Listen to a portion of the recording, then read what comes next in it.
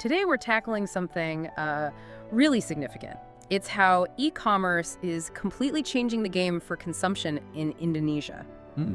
We've got some fascinating analysis here, a report packed with details on, shifting consumer behavior, the government's role, the economic impact, all of it. Right. Our mission for you today is simple. Mhm. Cut through the noise, understand how e-commerce is reshaping Indonesian spending, and, well, what that means for the economy. Think of it as your shortcut to being in the know. Absolutely. And it is a profound transformation we're seeing. If you look globally first, e-commerce has already shown it can boost consumer purchasing power. Oh, really? How so? Well, data from the U.S., for example, suggests that just having online access could give households about a 1% bump in annual buying capability. 1%, okay, that's interesting. Yeah, and what's key is that it's not just shifting spending from, physical stores to online. The evidence points to a genuine increase in overall household consumption. It's driven by that easy access. Okay, let's dig into that. Why does it actually increase spending? The report mentions convenience, obviously. Convenience is huge. I mean, think about it. Right. Shopping anytime, anywhere, right from your phone or computer. That barrier is just gone. Exactly.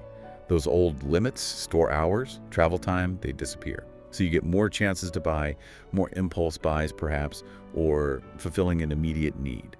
Traditional retail just can't match that immediacy. And then, of course, the pandemic happened. It felt like everything went into hyperdrive online. Oh, absolutely. A massive catalyst. First, it was just necessity, right? Lockdowns, safety concerns. People had to buy essentials online. We also saw that surge in bulk buying, Yeah. because of the uncertainty and demand for fast delivery, especially for families with kids. It went through the roof. Yeah, I remember that. But what's really telling is it wasn't just temporary. A lot of consumers got a taste of the convenience, the time savings, and they've stuck with it. Those habits have persisted even as things open back up. That makes total sense. Once you experience that ease, it's hard to go back. The report also mentions some broader global trends. Omnichannel fulfillment. What's that about? Right, omnichannel, it's all about creating one seamless shopping journey, no matter how you interact with the business. So browsing the website, using the app, walking into the physical store, it should all feel connected. Like you could order online and pick it up in the store, or maybe browse in the store and buy it online later from home. Okay, so blurring the lines between online and offline. Precisely. It's about flexibility for the shopper. Got it. And mobile commerce dominance, you mentioned phones earlier. That must be critical in Indonesia with its high smartphone usage. Absolutely critical. Globally and definitely in Indonesia, most e-commerce happens on smartphones. So platforms have to be mobile first, super user-friendly. The appeal is still that convenience, that ease.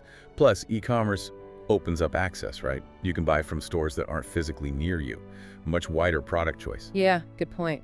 And don't forget the time and money saved by not physically going to shops. It all adds up. But all of this online ordering puts huge pressure on the behind-the-scenes stuff, right? Logistics, delivery. Without a doubt. Yeah. Managing that sheer volume, meeting expectations for quick delivery, it demands serious investment.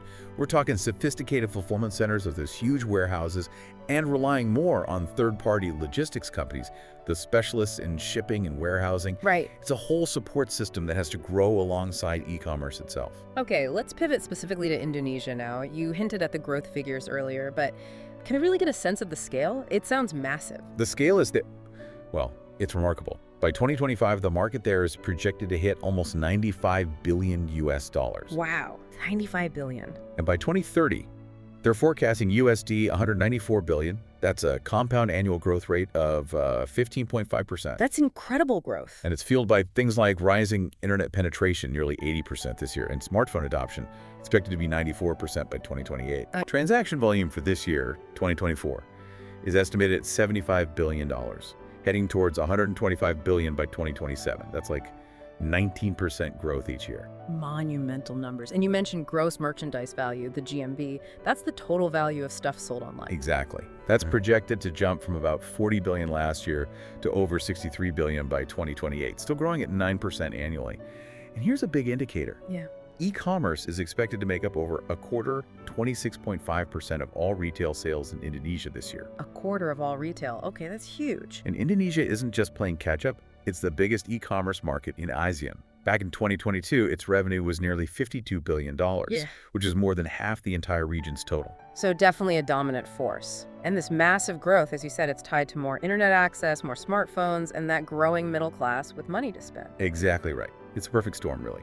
Widespread digital adoption meets a growing middle class with the capacity and the desire to shop online. The conditions are just right for this boom. The data shows it clearly year after year. So with all this online buying, how are Indonesian consumers actually changing how they shop? It's not just where they buy, is it? It feels like the how is shifting too. Oh, absolutely. The fundamentals are changing. The average online shopper in Indonesia spends about $35 a month. But here's something really interesting. Live shopping. Live shopping. Tell me more. It's huge. Apparently, 6 out of 10 Indonesian online buyers used it this year. 6 out of 10. Wow. And social media. It plays a massive role. Half the population uses platforms like Instagram, TikTok, not just to browse, but for product discovery and even making purchases. That blend of entertainment and shopping, live shopping, it seems really powerful there. And social media driving purchases. Why do you think it's so influential in Indonesia specifically? Well, there's likely a strong cultural aspect. Yeah. That desire for connection, for community, even when shopping. Live shopping gives you that real-time interaction with sellers, with other buyers. It's more engaging than just scrolling through static product pages. Makes sense. And social media is just so deeply woven into daily life for many Indonesians. So using it to find products feels, well, natural. Even with that government ban last year on direct transactions on social platforms. I wanted to ask about that. Even with that, those platforms are still crucial for introducing products, for driving traffic to where the actual purchase happens. So where do they prefer to actually buy? E-commerce apps are the top choice. Yeah. About 2/3 of online buyers prefer them. Peak shopping time seems to be evenings, 6 p.m. to 9 p.m. Okay. And people are shopping more often. 37% shop online weekly. The biggest age group is 26 to 35-year-olds. They make up almost half the market. Interesting. Though men actually accounted for more of the spending value back in 2022. Yeah. Also notable, about 20% of sales are cross-border. Shows a real interest in international goods. So more frequent shopping, different peak times, a younger core demographic, plus interest in overseas products. What about traditional stores? Are people visiting them less? Yes, definitely. Around 40% of Indonesians say they visit physical stores less often because e-commerce is just easier. And we're seeing these more dynamic methods like live and social shopping, offering a different kind of engagement. Right. And what are they buying online mostly? Top categories are fashion and accessories, then health and beauty, and household appliances. Okay. And paying, how does that work? Digital wallets are the most popular, used by about 35%, then bank transfers. And we're seeing more use of buy now, pay later, especially among millennials and Gen X. The pay later options. Yeah. And mobile is king for making the purchase. 2/3 of all spending happens on phones.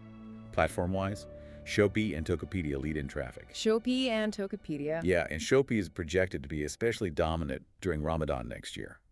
We've also seen cash on delivery become a bit less popular as digital wallets and other online methods get easier, though said still has its fans, particularly in certain groups. That paints a really clear picture of the shifts. You mentioned the government ban on social media transactions again. How are businesses actually getting around that? Adapting? Well, the ban from 2023 means platforms like TikTok can't process the payments directly in-app anymore. Right. But businesses are adaptable. They're still using social media heavily for marketing, showcasing products, building a following. But then they direct users to their own e-commerce site or a marketplace to actually complete the purchase. I see. So social media for discovery, somewhere else for the transaction. Exactly. And interestingly, TikTok Shop has kept growing fast despite the regulation, which shows how powerful it still is for discovery. This whole situation might actually spur some innovation, maybe new kinds of intermediary platforms that bridge social media discovery and e-commerce checkout. Interesting possibility. Now, this massive shift online must be creating some serious headaches for traditional brick-and-mortar retailers. What's the impact there? It's definitely being felt. Some research suggests that when a new e-commerce fulfillment center opens in an area, you might see slower job growth in local retail, maybe even lower hourly wages for retail workers. Ouch. Yeah. And physical stores can see their sales dip, on average, after a fulfillment center opens nearby. There's also a higher chance of store closures, especially for smaller, newer businesses that maybe don't have deep pockets. Right, less resilience. And as we said, 40% of Indonesians are just going to physical stores less. Now, cash is still king in the overall retail picture, but e-commerce did help retailers survive the pandemic when stores were restricted. So it's complex. A lifeline then, but a competitor now. What are the main hurdles for traditional retailers? I'd say the big three are declining foot traffic because people shop online, much tougher price competition from online sellers who often have lower overheads, and just needing to adapt to completely new consumer expectations, seamless digital options, instant gratification, that sort of thing. And how are they fighting back? What strategies are they using? Well, the big move is getting online themselves. Lots of traditional retailers are launching e-commerce sites, trying out those omni-channel strategies we talked about for a consistent experience. This means investing in the tech, the platforms, figuring out efficient logistics and delivery, integrating digital payments smoothly. It's essential now. Some are trying hybrid models too, linking their physical stores with social commerce efforts. So really embracing digital. Yeah, success really hinges on building good logistics and making digital payments easy and trustworthy. The government's obviously watching all this closely. What's their role in shaping things through policy and regulation? They're playing a very active role, increasingly so. There was Government Regulation 80 back in 2019, aimed at better governance of online trade, tax compliance. Okay. More recently, we've seen those rules banning sales of certain imported goods under $100 on e-commerce platforms, and the ban on direct sales via social media. Right, the $100 rule and the social media ban. What's the stated goal there? The government says it's about protecting local offline sellers, small businesses, traditional markets from what they see as predatory pricing, especially from overseas. Leveling the playing field, essentially. That seems to be the aim. So social commerce platforms are now just for showcasing stuff, not for taking payments. Foreign e-commerce companies meeting certain criteria also need a representative office in Indonesia now, and that $100 minimum price for direct cross-border sales. That's clearly designed to make imports less price competitive against local goods. Okay, so protectionism is a factor. Are there counter-arguments, downsides to these regulations? Well, sure. Some argue that being too strict could actually slow down the growth of the digital economy overall. And you could argue it might harm consumers. In the end, less competition could mean higher prices. Yeah. That social media ban is definitely forcing platforms like TikTok to change how they operate, probably leading to more partnerships with local e-commerce players. And the $100 rule will almost certainly affect the cost and availability of some imported products for Indonesians. Beyond just rules, is the government also trying to boost digital skills for people so they can participate in this economy? Oh, absolutely. They clearly recognize that digital literacy and participation are vital. They've launched quite a few programs. Like what? There's the National Digital Literacy Movement, Cybercrazy, trying to boost digital skills across society. There's a digital talent scholarship program focusing on training people in areas like AI, cybersecurity, data analytics. So specialized skills too. Yes, and they're collaborating with big tech companies, universities to provide training. They have a really ambitious target, training 9 million digital talents by 2030. 9 million. Wow. Sounds like a big investment in human capital. Are they doing anything for smaller businesses specifically? Yes, there's a big push for digitizing micro, small, and medium enterprises, the UMKM. The target was to get 30 million of them go digital by this year. 30 million UMKM and Yeah, recognizing how important they are to the economy. But of course, there are still challenges. Reaching everyone, especially in rural areas, making sure these programs are genuinely effective, that's ongoing work. Okay, let's zoom out again. The big picture. The actual economic impact of all this e-commerce activity on Indonesia. It's undeniable. E-commerce is a major force. It's significantly boosting GDP and creating a lot of jobs. Indonesia's whole digital economy is projected to hit $146 billion by next year. E-commerce is the biggest piece of that pie. 146 billion for the digital economy. Okay. E-commerce transactions alone hit 53 billion back in 2021, expected to nearly double to 104 billion by 2025. And the overall digital economy, forecasted to grow 8-fold by 2030. E-commerce is expected to be about 34% of that. 8-fold growth by 2030. That's just staggering. What about jobs? Well, it was estimated that e-commerce supported around 26 million jobs in Indonesia back in 2022. 26 million. Yeah. It's a key engine for digital economic growth, creating roles in online retail itself, but also crucially in logistics, warehousing, delivery services, all the support functions. The info and communication sector, which includes e-commerce, contributed over 4% to GDP in 2022. On-demand platforms, think ride-hailing, food delivery added about 0.4% last year. The impact varies sector by sector, of course, but the trend is clear.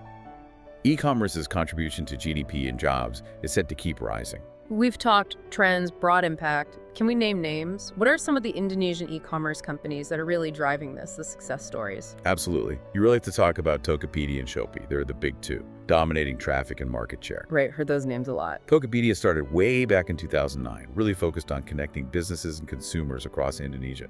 Shopee has built a reputation for competitive prices, huge product selection. Okay, any others? Bukalapak was a major player, especially focused on empowering those small businesses, the UMKM, though they've pivoted a bit more towards digital financial services recently. Lazada, part of Alibaba, is known for strong logistics. Blibli focuses a lot on customer service, and then you have niche players doing well too, like Arami for mother and baby stuff, or Zalora in fashion. Sounds like a vibrant, competitive space. What's made these Indonesian platforms so successful? I think it comes down to a few things. One, really understanding the local market, its nuances. Two, innovation in the shopping experience, things like live shopping, adding games, gamification. And three, serious investment in the backbone, logistics and digital payments. Fundamentally, they've just made it much easier for Indonesians to get a huge range of products, often cheaper and way more conveniently. That's what fuels the consumption. Okay, so bringing it all together then, what's the future look like for e-commerce and consumption in Indonesia? Well, it's clear e-commerce is now a cornerstone of the economy there. It's changed how people shop. It's driving growth. The government's role, both regulating and supporting, will continue to be really important. Right. There are still challenges, no doubt. The digital divide between regions, logistics infrastructure still needs work in places. Right. But the potential for e-commerce to boost consumption even further and spread economic benefits, it's immense. And future trends, what should we watch for? I'd expect continued dominance of mobile commerce, more rapid growth in social and live shopping, probably more cross-border e-commerce too, and AI starting to play a bigger role in personalizing the shopping experience. AI personalization. And definitely continued growth in digital payment adoption. So the outlook is very positive overall, driven by tech, changing habits, government support. The key will be tackling those remaining challenges, logistics, digital divide, to really maximize the benefits for everyone. So to wrap up our deep dive then, the big takeaway is e-commerce in Indonesia isn't just some trend. It's a fundamental economic shift, a huge driver of activity, and it's completely changing how people buy things. Exactly. The growth is massive. Yeah, and the government's right in the middle of it, shaping things, which brings both opportunities and, well, some real complexities. Absolutely.